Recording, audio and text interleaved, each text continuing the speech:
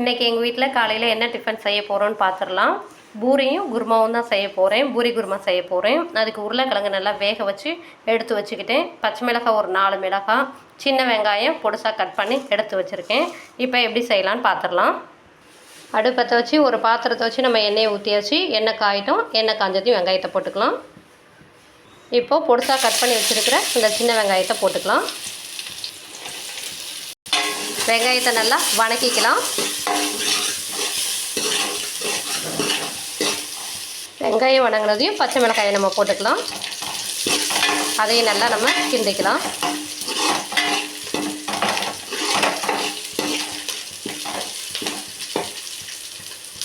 இப்போது வேக வச்சு எடுத்து வச்சுருக்கிற உருளைக்கிழங்கு நல்லா மசிச்சு வச்சுருக்கேன். இந்த உருளைக்கிழங்கையும் போட்டுக்கலாம். உருளைக்கிழங்கையும் போட்டாச்சு. இதையும் நல்லா கிண்டிக்கலாம் ஒன்றா.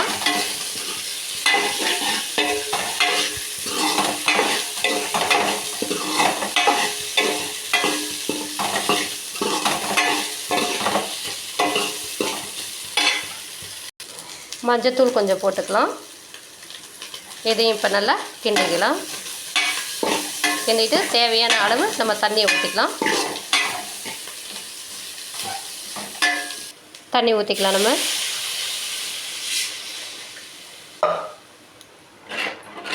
இது நல்லா கொதிக்கட்டும். கொதித்ததுக்கப்புறம் கொஞ்சமாக கடல மாவு எடுத்து நம்ம கடல மாவு கரைச்சி ஊற்றிக்கலாம். இதோட அவ்வளோதான். பூரி குருமா வந்து ரொம்ப ஈஸியாக நம்ம செஞ்சிடலாம். சீக்கிரமாகவே செஞ்சிடலாம். கடல மாவு கொஞ்சம் சலிச்சு எடுத்துக்கிட்டேன். இதில் தண்ணி கொஞ்சமாக ஊற்றிக்கலாம். ஊற்றி கட்டி இல்லாமல் கரைச்சி எடுத்து வச்சுக்கலாம். நம்ம பூரி குருமாவுக்கு நல்லா கரைச்சி எடுத்து வச்சாச்சு.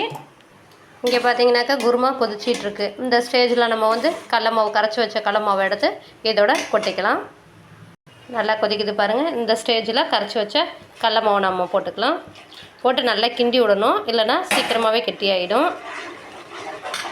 பாருங்கள் எந்த அளவுக்கு தண்ணியாக இருந்தது, இப்போ எவ்வளோ கெட்டி பதத்துக்கு வந்திருக்குன்னு. இன்னும் கொஞ்சம் நேரம் நம்ம வந்து கொதிக்க வச்சோம்னாலே போதும். நமக்கு சீக்கிரமாகவே குருமா வந்து ரெடி ஆகிடுச்சு. பூரி குருமா. இதில் கொஞ்சமாக கொத்தமல்லி கருவேப்பிலை போட்டு நம்ம இறக்கி வச்சிடலாம்.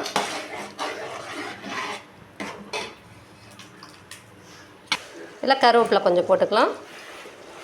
அடுத்ததாக கொத்தமல்லி கொஞ்சம் போட்டுக்கலாம். கொத்தமல்லி கொஞ்சம் போட்டாச்சு. அவ்வளோதான். சுவையான பூரி குருமா நமக்கு ரெடி ஆகிடுச்சு. அவ்வளோதான் பாருங்கள். ஒரு 5 நிமிஷம் கழித்து நம்ம இறக்கிடலாம். அடுத்து வந்து நம்ம பூரிக்கு வந்து உருண்டைகள்லாம் உருட்டிக்கலாம். கோதுமாவை கரைச்சி எடுத்து வச்சுருக்கிறேன். உருண்டைகளாக உருட்டி நம்ம பூரி செய்ய ஆரம்பிச்சிடலாம். மாவு வந்து கரைச்சி எடுத்து வச்சுருக்கேன் பாருங்கள்.